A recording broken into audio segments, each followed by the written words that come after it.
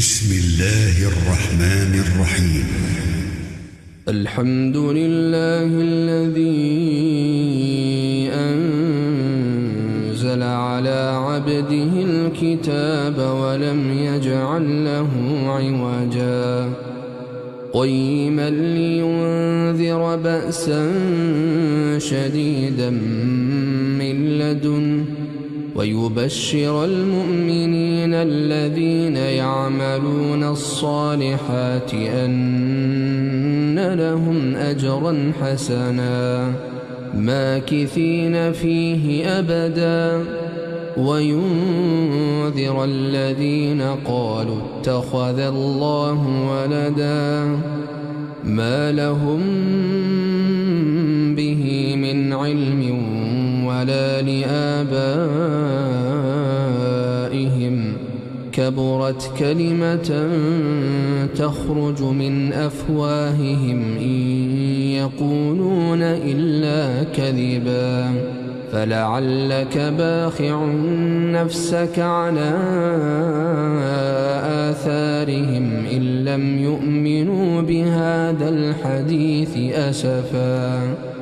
إنا جعلنا ما على الأرض زينة لها لنبلوهم أيهم أحسن عملا وإنا لجاعلون ما عليها صعيدا جرزا أم حسبت أن أصحاب الكهف والرقيم كانوا من آياتنا عجبا إذ أوى الفتية إلى الكهف فقالوا ربنا آتنا من لدنك رحمة وهيئ لنا من أمرنا رشدا فضربنا على آذانهم في الكهف سنين عددا ثم بعثناهم لنعلم أي الحزبين أحصى لما لبثوا أمدا نحن نقص عليك نبأهم بالحق إنهم فتية آمنوا بربهم وزدناهم هدى وربطنا على قلوبهم إذ قاموا فقالوا ربنا رب السماوات والأرض لن ندعو من دونه إلها لقد قلنا إذا شططا هؤلاء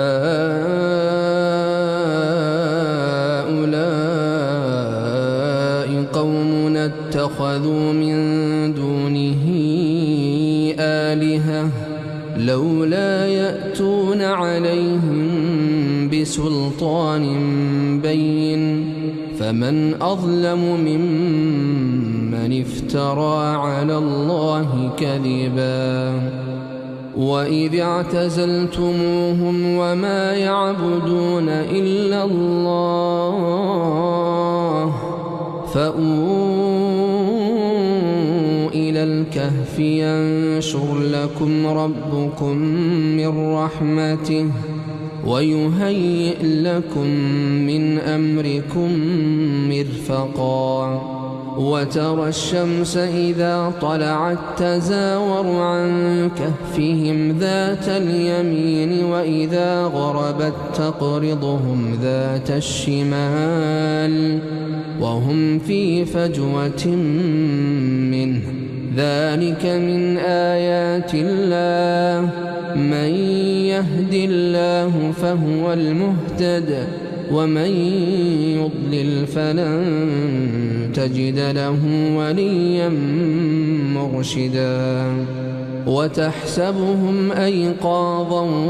وهم رقود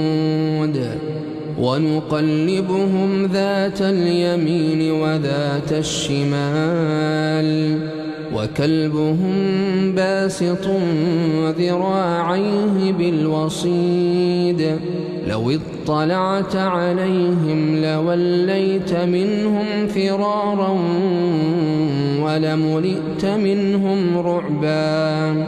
وكذلك بعثناهم ليتساءلوا بينهم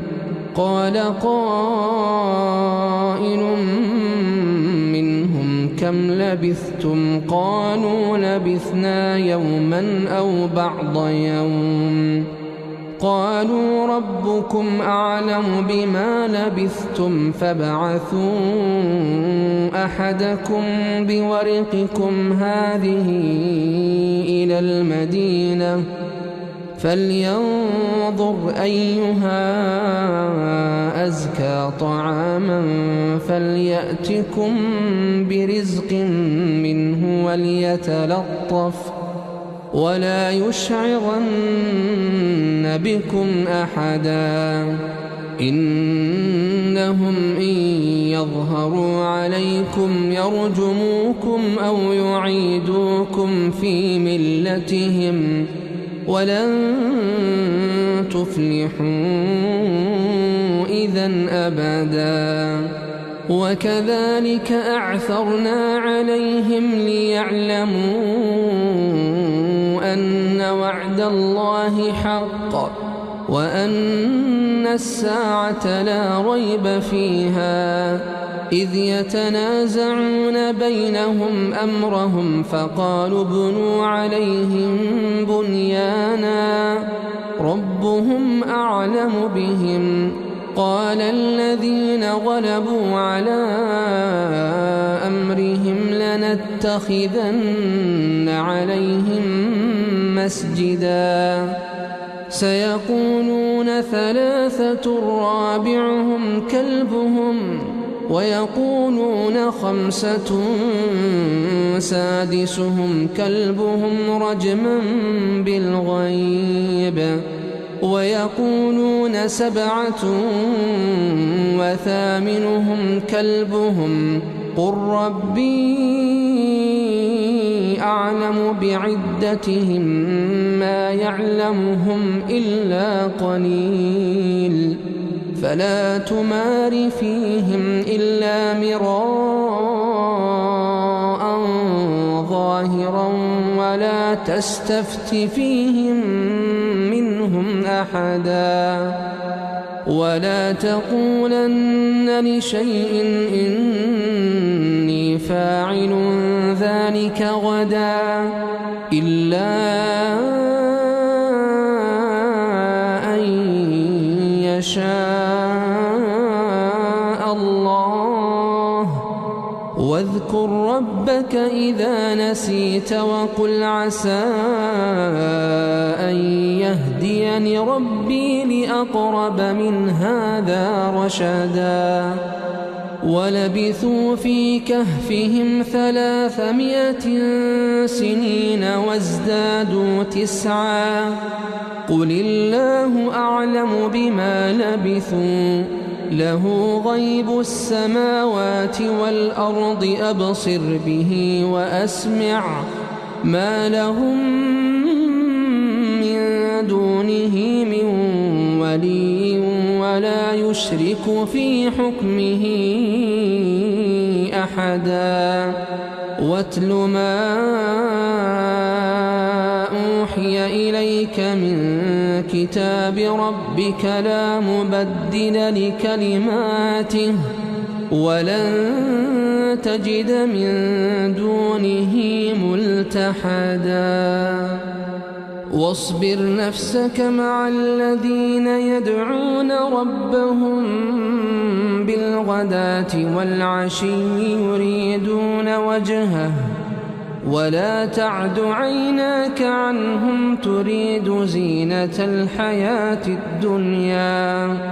ولا تطع من أغفلنا قلبه عن ذكرنا واتبع هواه وكان أمره فرطا وقل الحق من ربكم فمن شاء شاء فليؤمن ومن شاء فليكفر إنا أعتدنا للظالمين نارا أحاط بهم سرادقها وإن يستغيثوا يغاثوا بماء كالمهل يشوي الوجوه بئس الشراب وساءت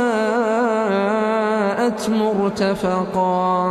إن الذين آمنوا وعملوا الصالحات إنا لا نضيع أجر من أحسن عملا أولئك لهم جنات عدن تجري من تحتهم الأنهار يحلون فيها من أساور من ذهب ويلبسون ثيابا خضرا من سندس واستبرق متكئين فيها على الأرائك نعم الثواب وحسنت مرتفقا واضرب لهم مثلا الرجلين جعلنا لأحدهما جنتين من أعناب وحففناهما بنخل وجعلنا بينهما زرعا كلتا الجنتين آتت أكلها ولم تظلم منه شيئا وفجرنا خلالهما نهرا وكان له ثمر فقال لصاحبه وهو يحاوره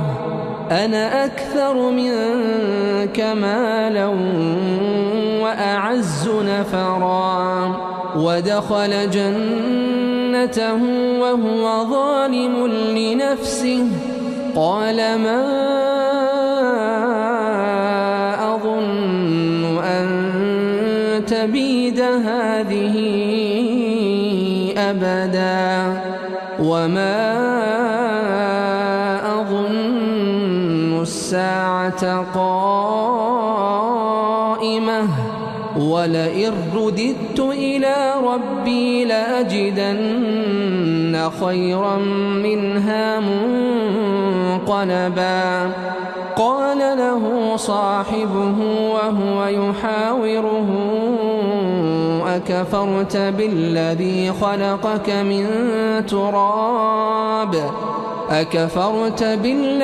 خلقك من تراب ثم من نطفة ثم سواك رجلا لكن هو الله ربي ولا أشرك بربي أحدا ولولا إذ دخلت جنتك قلت ما شاء الله لا قوة إلا بالله إن ترني أنا أقل منك مالا وولدا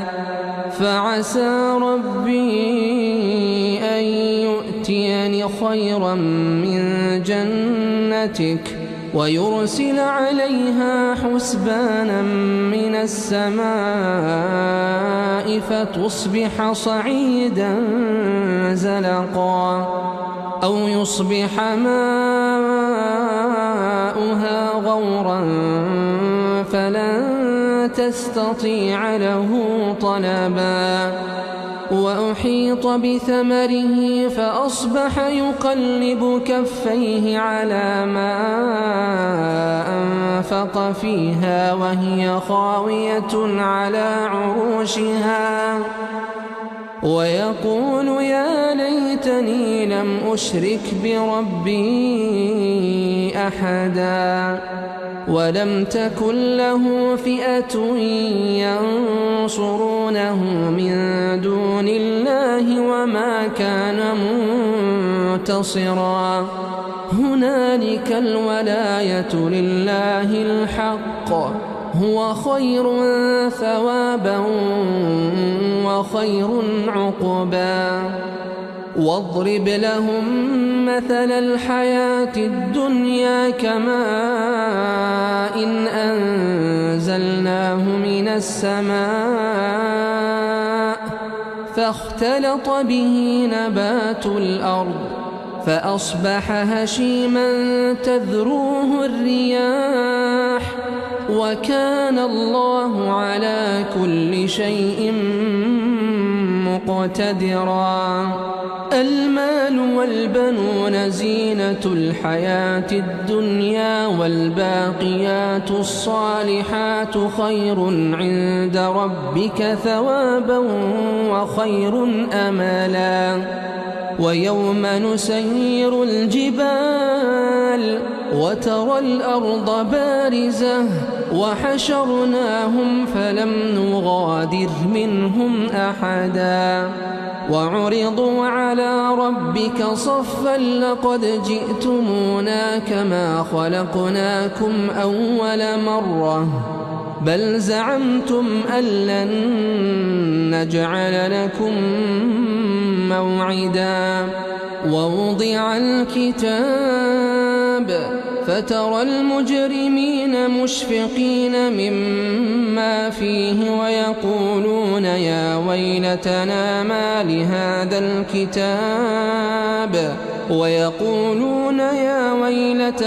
ما لهذا الكتاب لا يغادر صغيرة ولا كبيرة إلا أحصاها ووجدوا ما عملوا حاضرا ولا يظلم ربك أحدا وإذ قلنا للملائكة اسجدوا لآدم فسجدوا إلا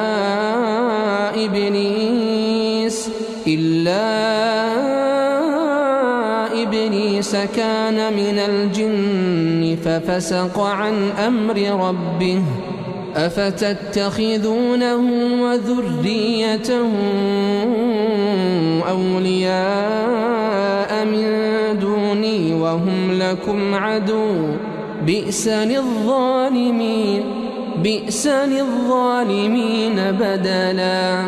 ما أشهدتهم خلق السماوات والأرض ولا خلق أنفسهم وما كنت متخذ المضلين عضدا ويوم يقول نادوا شركائي الذين زعمتم فدعوهم فلم يستجيبوا لهم وجعلنا بينهم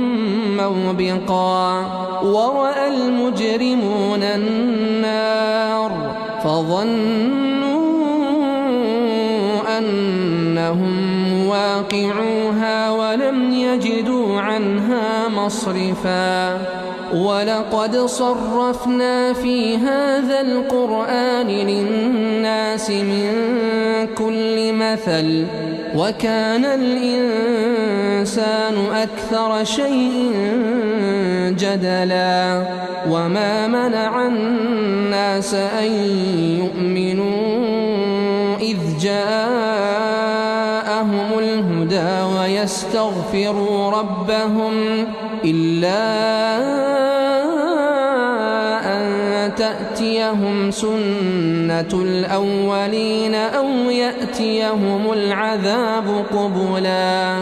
وما نرسل المرسلين إلا مبشرين ومنذرين ويجادل الذين كفروا بالباطل ليدحضوا به الحق واتخذوا آياتي وما أنذروا هزوا ومن أظلم ممن ذكر بآيات ربه فأعرض عنها ونسي ما قدمت يداه إنا وجعلنا على قلوبهم أكنة أن يفقهوه وفي آذانهم وقرا وإن تدعهم إلى الهدى فلن يهتدوا إذن أبدا وربك الغفور ذو الرحمة لو يؤاخذهم بما كسبوا لعجل لهم العذاب بل لهم موعد لن يجدوا من دونه موئلا وتلك القرى أهلكناهم لما ظلموا وجعلنا لمهلكهم موعدا وإذ قال موسى لفتاه لا أبرح حتى أبلغ مجمع البحرين أو أمضي حقبا فلما بلغا مجمع بينهما نسيا حوتهما فاتخذ سبيله في البحر سربا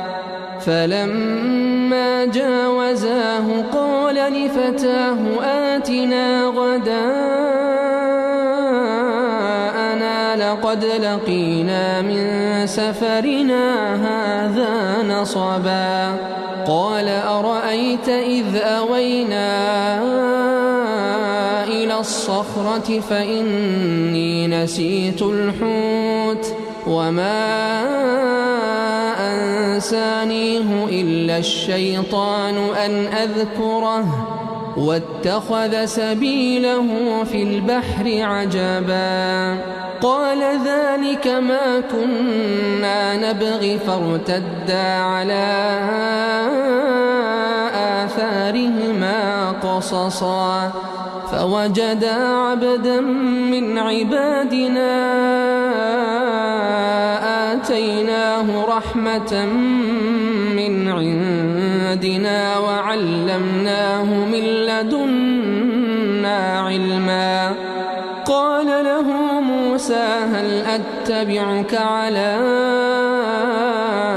أن تعلمني مما علمت رشدا قال إنك لن تستطيع معي صبرا وكيف تصبر على ما لم تحط به خبرا قال ستجدني إن شاء الله صابرا ولا أعصي لك أمرا قال فإن اتبعتني فلا تسألني عن شيء حتى أحدث لك منه ذكرا فانطلقا حتى إذا ركبا في السفينة خرقها قال أخرقتها لتغرق أهلها لقد جئت شيئا إمرا قال ألم أقل إنك لن تستطيع معي صبرا قال لا تؤاخذني بما نسيت ولا ترهقني من أمري عسرا فانطلقا حتى إذا لقيا غلاما فقتله قال أقتلت نفسا زكية بغير نفس لقد جئت شيئا نكرا قال ألم أقل لك إنك لن تستطيع معي صبرا قال إن سألتك عن شيء بعدها فلا تصاحبني قد بلغت من لدني عذرا فانطلقا حتى إذا أتيا أهل قرية استطعما أهلها فأبوا أن يضيفوهما فوجدا فيها جدارا يريد أن ينقض فأقامه قال لو شئت لاتخذت عليه أجرا قال هذا فراق بيني وبينك سأنبئك بتأويل ما لم تستطع عليه صبرا أما السفينة فكانت لمساكين يعملون في البحر فأردت أن أعيبها وكان وراءهم ملك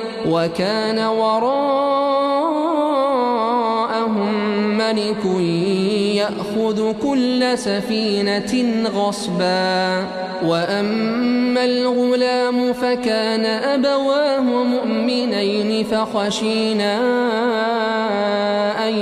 يرهقهما طغيانا وكفرا فأردنا أن يبدلهما ربهما خيرا منه زكاة وأقرب رحما وأما الجدار فكان لغلامين يتيمين في المدينة وكان تحته كنز لهما وكان أبوهما صالحا فأراد ربك أن يبلغا أشدهما ويستخرجا كنزهما رحمة من ربك وما فعلته عن أمري ذلك تأويل ما لم تسطع عليه صبرا ويسألونك عن ذي القرنين قل سأتلو عليكم منه ذكرا إنا مكنا له في الأرض وآتيناه من كل شيء سببا فأتبع سببا حتى إذا بلغ مغرب الشمس وجدها تغرب في عين حمئة ووجد عندها قوما قلنا يا ذا القرنين إما أن تعذب وإما أن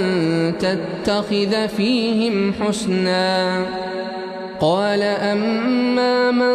ظلم فسوف نعذبه ثم يرد إلى ربه فيعذبه عذابا نكرا وأما من آمن وعمل صالحا فله جزاء الحسنى وسنقول له من أمرنا يسرا ثم أتبع سببا حتى إذا بلغ مطلع الشمس وجدها تطلع على قوم لم نجعل لهم من دونها سترا كذلك وقد أحطنا بما لديه خبرا ثم أتبع سببا حتى إذا بلغ بين السدين وجد من دونهما قوما لا يكادون يفقهون قولا قالوا يا ذا القرنين إن يأجوج ومأجوج مفسدون في الأرض فهل نجعل لك خرجا على أن تجعل بيننا وبينهم سدا قال ما مكني فيه ربي خير فأعينوني بقوة أجعل بينكم وبينهم ردما آتوني زبر الحديد حتى إذا ساوى بين الصدفين قال انفخوا حتى إذا جعله نارا قال آتوني أفرغ عليه قطرا فما استطاعوا أن يظهروه وما استطاعوا له نقبا قال هذا رحمة من ربي فإذا جاء وعد ربي جعله دكا وكان وعد ربي حقا وتركنا بعضهم يومئذ يموج في بعض ونفخ في الصور فجمعناهم جمعا وعرضنا جهنم يومئذ للكافرين عرضا الذين كانت أعينهم في غطاء عن ذكري وكانوا لا يستطيعون سمعا أفحسب الذين كفروا أن يتخذوا عبادي من دوني أولياء إنا أعتدنا جهنم للكافرين نزلا قل هل ننبئكم بالأخسرين أعمالا